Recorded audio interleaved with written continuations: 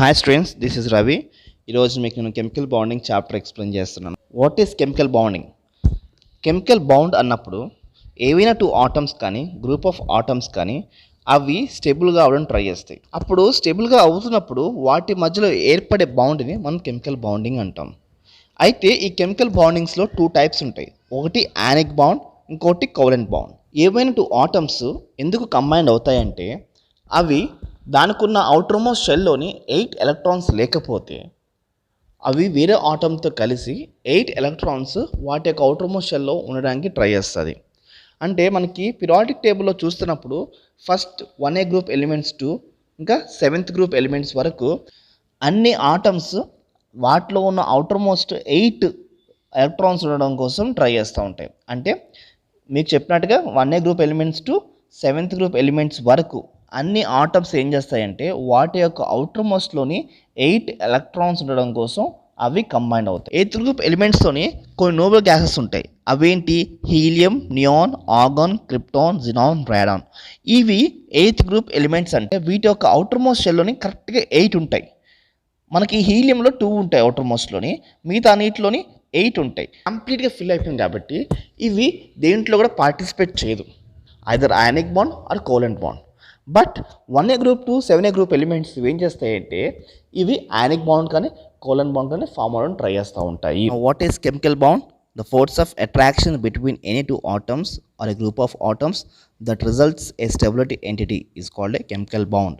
Again chemical బాండ్లో 2 types ఉంటాయి. ఒకటి యానిక్ బాండ్, ఇంకోటి కోవలెంట్ బాండ్. ఇప్పుడు మనం యానిక్ బాండ్ కోసం చూద్దాం. Ionic bond proposed by కోసల్.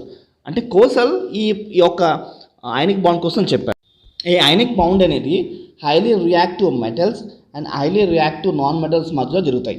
1A group elements అనేవి highly reactive metals and 7A group elements అనేవి హైలీ రియాక్టివ్ నాన్ మెటల్స్. ఈ యొక్క 2 డిసిమిలర్ ఎలిమెంట్స్ మధ్యలో మనకి అయానిక్ బాండ్ అనేది ఎక్కువగా జరుగుతుంది. స్టూడెంట్స్, ఇప్పుడు మనం వాట్ ఈస్ క్యాటయాన్, యానియాన్ చూద్దాం. క్యాటయాన్ అంటే పాజిటివ్ అయాన్, యానియాన్ అంటే నెగిటివ్ అయాన్. ఇలాగ అయాన్స్ ఫామ్ అవ్వడం వలనే మనకి యానిక్ బాండ్ ఫార్మేషన్ జరుగుతుంది. స్టూడెంట్స్, ఇక్కడ చూడండి, మనకు ఎగ్జాంపుల్ తీసుకుంటున్నాం క్యాటయాన్ ఫార్మేషన్కి. సోడియం తీసుకుంటున్నాం. చూడండి, సోడియంలోని ఒక ఎలక్ట్రాన్ అది లాస్ అవడం వల్ల దానికి ఆక్టేట్ ఎలక్ట్రాన్ కాన్ఫిగరేషన్ వచ్చేస్తుంది, అంటే నియాన్ కాన్ఫిగరేషన్ వచ్చేస్తుంది. సోడియం ఎన్ని ఉంటాయి ఎలక్ట్రాన్స్? 11 ఎలక్ట్రాన్స్ ఉంటాయి. అయితే నియాన్కి ఎన్ని ఉంటాయి? 10 ఉంటాయి. ఇప్పుడు ఒకటి ఎక్స్ట్రా ఉంది సోడియంలోని, ఆ ఒకటిది వెళ్ళిపోతే దాని అవుటర్ మోస్ట్లో ఎన్ని ఉంటాయి? 8 వచ్చేస్తాయి. సో దాని కాన్ఫిగరేషన్ ఎలా ఉంటుందంటే నియాన్ కాన్ఫిగరేషన్లా ఉంటుంది. Neon is a stable compound, అది 8th గ్రూప్ ఎలిమెంట్లో ఉంటుంది. సో అలాగా సోడియం ఏమవుతుందంటే ఒక ఎలక్ట్రాన్ లాస్ అవడం వల్ల అది నియాన్ కాన్ఫిగరేషన్కి వచ్చేస్తుంది. సో అది ఎలక్ట్రాన్ లాస్ అవుతుంది కాబట్టి దానికి పాజిటివ్ అయాన్ అనే సింబల్ వస్తుంది. ఆ పాజిటివ్ అయాన్ వచ్చిందంటే అది క్యాటయాన్ ఫార్మేషన్ అంటాం. ఇప్పుడు క్లోరిన్ తీసుకోండి. క్లోరిన్కి ఒక ఎలక్ట్రాన్ కావాలి. ఒక ఎలక్ట్రాన్ వస్తే అది ఆక్టేట్ వ్యాలెన్స్ షెల్కి వచ్చేస్తుంది. సో అంటే అది ఆర్గన్కి వస్తుంది. ఆర్గన్ కాన్ఫిగరేషన్ ఎంత? 18. సో అవుటర్ మోస్ట్లో 8 ఉంటుంది. క్లోరిన్ ఎంత? 17. ఇప్పుడు ఆర్గాన్కి 18 ఉన్నాయి కదా, ఈ క్లోరిన్ 18 అవ్వాలంటే ఒకటి తెచ్చుకోవాలి. అప్పుడు ఏమవుతుంది? క్లోరిన్ 17 ఒకటి తెచ్చుకుంటుంది కాబట్టి 18 అయిపోతుంది. అంటే అది ఆర్గన్లా అయిపోతుంది. దాని కాన్ఫిగరేషన్ అంతా ఎలాగ ఉంటుంది? ఆర్గన్లా ఉంటుంది. సో క్లోరిన్ ఒకటి గెయిన్ అవుతుంటే అది ఆక్టేట్ కాన్ఫిగరేషన్కి వచ్చేస్తుంది. ఓకే, సోడియం ఒకటి లాస్ అవుతుంటే అది ఆక్టేట్ కాన్ఫిగరేషన్కి వచ్చేస్తుంది. సో క్లోరిన్ ఒకటి లాస్ అవుతుంది కాబట్టి దానికి మైనస్ అని సింబల్ వస్తుంది. మైనస్ అంటే మీకు ఏం చెప్పాను? నెగిటివ్. నెగిటివ్ అంటే ఏంటి? యానియాన్. సోడియం ఏం చేసిందంటే ఒక ఎలక్ట్రాన్ కంప్లీట్గా ట్రాన్స్ఫర్ చేసేసింది. ఎవరికి? క్లోరిన్కి. అంటే సోడియం ఒక ఎలక్ట్రాన్ లాస్ అయింది, క్లోరిన్ ఒక ఎలక్ట్రాన్ గెయిన్ అయింది. ఇక్కడ ఏం జరిగింది? కంప్లీట్ ట్రాన్స్పోర్ట్ జరిగింది. అంటే transferring of 1 electron from sodium to chlorine.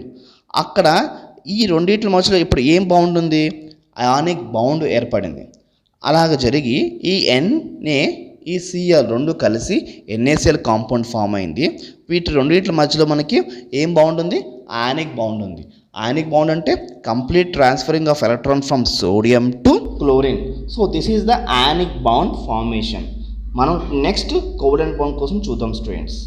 Okay, covalent bond చెప్పింది ఎవరంటే G.N. Lewis in 1916. The electron shared between two atoms belonging to both the atoms, and the sharing of electrons between them leads to formation of chemical bond known as a covalent bond. దీంట్లోని ఒక two atoms అనేవి share చేసుకుని బౌండ్గా form అవుతాయి. ఆ chemical బౌండ్ని మనం ఏమంటాం? Covalent bound అంటాం. ఇతను ఏం చెప్పాడంటే ఒక ఆటము ఇంకొక ఆటంకి కంప్లీట్ ట్రాన్స్ఫరింగ్ అనేది జరగదు. ఎలక్ట్రాన్స్ అనేవి కంప్లీట్ ట్రాన్స్ఫరింగ్ అనేది జరగదు, ఓన్లీ షేరింగ్ జరుగుతుంది. టూ ఆటమ్స్ మధ్యలోని కేవలం షేరింగ్ మాత్రమే జరుగుతుంది. షేరింగ్ జరిగి ఒక కెమికల్ బౌండ్ అనేది ఫామ్ అవుతుంది. ఆ కెమికల్ బౌండ్ని మనం ఏమంటున్నాం? కోవలెంట్ బౌండ్ అంటున్నాం. కో అంటే కలిసి, ఏవి వ్యాలెంట్ అంటే వ్యాలెన్సీ, కోవలెన్సీ. సో కోవలెంట్ బౌండ్ అంటున్నాం స్టూడెంట్స్. మీకు అర్థం కావడానికి ఒక ఎగ్జాంపుల్ చెప్తాను. ఫ్రెండ్స్ జనరల్గా లంచ్ టైంలో లంచ్ బాక్స్ షేర్ చేసుకుంటారు. సో అదేవిధంగా దీంట్లో ఉండే ఆటమ్స్ ఎలక్ట్రాన్స్ని షేర్ చేసుకుంటుంది. అయితే దీంట్లోని ఒక ఎగ్జాంపుల్ చూద్దాం. ఎఫ్ అనేది ఫ్లోరిన్ చూద్దాము, ఇంకో ఫ్లోరిన్. ఈ టూ ఫ్లోరిన్స్ కలిసి మీకు కెమికల్ బాండ్ ఫామ్ అవుతుంది. ఆ కెమికల్ బాండ్ కోవలెంట్ బాండ్ అంటున్నాము. అది ఎలా ఫామ్ అవుతుంది చూద్దాం స్టూడెంట్స్. ఒక ఫ్లోరిన్లోని ఫ్లోరిన్, క్లోరిన్, బ్రోమిన్ అన్నిటిలోని అవుటర్ మోస్ట్లో ఎన్ని ఉంటాయి? 7 ఉంటాయి. ఇంకొక ఫ్లోరిన్లో కూడా 7 ఉంటాయి. టూ ఫ్లోరిన్స్ కలిసినప్పుడు మనకి ఏమవుతుందంటే ఆక్టేట్ కాన్ఫిగరేషన్ అయితే వస్తుంది. ఎలాగంటే ఫ్లోరిన్లోని ఒక ఎలక్ట్రాన్ అనేది అన్పెయిడ్లో ఉంటుంది, ఇంకొక ఫ్లోరిన్లోని ఒక ఎలక్ట్రాన్ అనేది అన్పెయిడ్లో ఉంటుంది. అప్పుడు టూ ఫ్లోరిన్స్ కలిసినప్పుడు ఆ అన్పెయిర్డ్ కలిసినప్పుడు పేర్ అవుతుంది. సో ఈ పేర్ అనేది ఈ ఫ్లోరిన్కి వస్తుంది, ఈ ఫ్లోరిన్ కూడా వస్తుంది. సో ఇలాగ షేర్ అయిన ఈ ఎలక్ట్రాన్స్ మనం ఏమంటామంటే కోవలెంట్ బౌండ్ అని అంటాము. ఓకే స్టూడెంట్స్, దీంట్లో షేరింగ్ వల్లనే బౌండ్ ఏర్పడుతుంది. ఆనిక్ బౌండ్లోని కంప్లీట్ ట్రాన్స్ఫరింగ్ ఆఫ్ ఎలక్ట్రాన్ ద్వారా బౌండ్ ఏర్పడుతుంది. కెమికల్ బౌండ్లోని 2 టైప్స్ అని చెప్పాను కదా స్టూడెంట్స్. ఒకటి ఆనిక్ బౌండ్, ఇంకోటి కోవలెంట్ బౌండ్. ఆనిక్ బాండ్ ఫామ్ అవ్వాలంటే క్యాటయాన్ యానియన్ ఫార్మేషన్ జరిగిన తర్వాత ఆనిక్ బాండ్ ఫామ్ అవుతుంది. కోవలెంట్ బాండ్ మాత్రం జస్ట్ షేరింగ్ ద్వారా ఫామ్ అవుతుంది. ఓకే స్టూడెంట్స్, ఈ వీడియో మీకు నచ్చినట్టయితే మా ఛానల్ సబ్స్క్రైబ్ చేయండి, లైక్ చేయండి, కామెంట్ చేయండి. Okay students, bye.